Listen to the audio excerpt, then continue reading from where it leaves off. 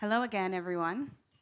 So, Yoni, thank you for that introduction, but there are a few things I want to add about Chagit that I think are important to note. Beyond just her being the CEO of the Leviev Group, she is also the president of the Bukharian Jewish Congress in the United States, the first woman to ever hold that position, also a candidate for the World Zionist Congress elections, and a newly appointed member of the Board of Governors at the Jewish Agency. So it's an honor to be here with you today and to speak a little bit about your work and what you're doing. Just to start, I want to ask you, you've recently taken on several new high-profile roles, the president of the Bukharian Jewish Congress, running for the World Zionist Congress, and joining the Board of Governors. What inspired you to take this to a new level of involvement in the Jewish community? Thank you. So first of all, it's an honor to be here today. Thank you so much to Leviev Group and Dudu for this wonderful conference and very important one, and the team. I think that, we can sometimes get very comfortable and think like we're doing enough, but at some point, it's not enough. We see what's going on around us. We see the rise in anti-Semitism. We see a divided leadership. We see the loss of Jewish identity.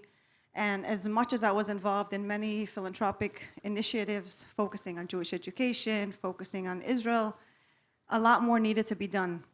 And it was really special to join on such a national level, also with the Bukharian Jewish Congress, as you said. Yes, the first woman in that title, which is a big honor and a very good advancement for our community. And I felt like it was very important to really give a structure, to give a voice, and to represent my community proudly. We are almost 100,000 US community members here, and we need our voices heard. And this is also the reason why I wanted to run for the World Zionist Congress. I'm running with the ZOA. Hopefully we're going to hear the results very soon.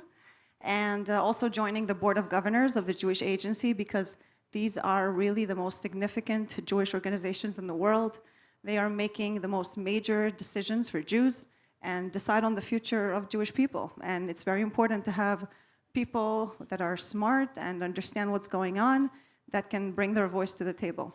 Absolutely. I want to ask you, with everything going on from your perspective today, what is the biggest challenge facing American Jewry? In my opinion, it starts and ends with Jewish education.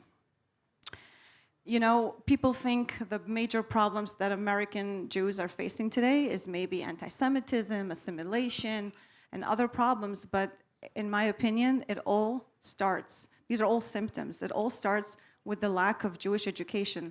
A lot of people don't prioritize Jewish education, and even worse, people cannot afford Jewish education. And I think the fact that people cannot afford it here in America is really the biggest crisis. I recently spoke with a mother who sends her kids to public school, and I was asking her, how does your son get along in that school since October 7? It's so dangerous. There's, a rise in anti-Semitism. How does he get along? And she was giving me all the excuses in the world that her son is doing great and everything is perfect and he loves the school. And as we're talking, her son walks in the room and I direct the question to him and he tells me, don't worry, nobody even knows I'm Jewish in my school.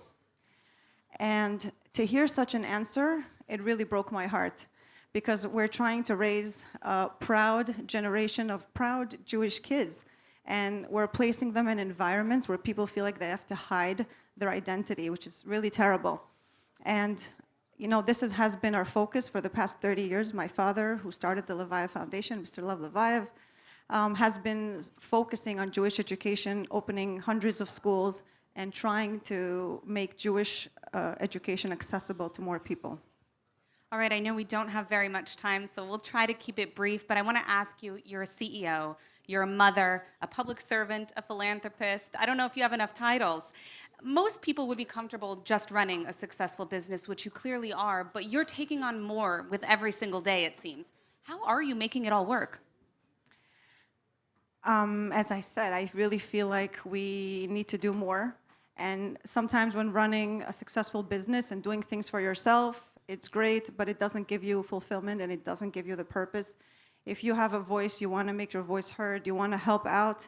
And I also grew up in a household where my parents are incredible role models to a life of giving, and seeing what they do for the entire Jewish community is inspiring and incredible. And I just grew into this, and I wanted to continue. And everything that I do with all the titles that I have, especially as a mother of 5, I do for the next generation and with my children in mind and the entire Jewish nation in mind. My children are here today. I schlepped them along after the parade. And I'm doing this because I want them to have a role model, and I want them to see leadership, what it's like from firsthand. And hopefully we can help the entire Jewish nation. Well, thank you, Chagit Leviev, for stepping up and for being a leader. We need more of those, and we appreciate everything that you're doing. Thank you. Thank you very much for joining us. Thank you very much for your activity.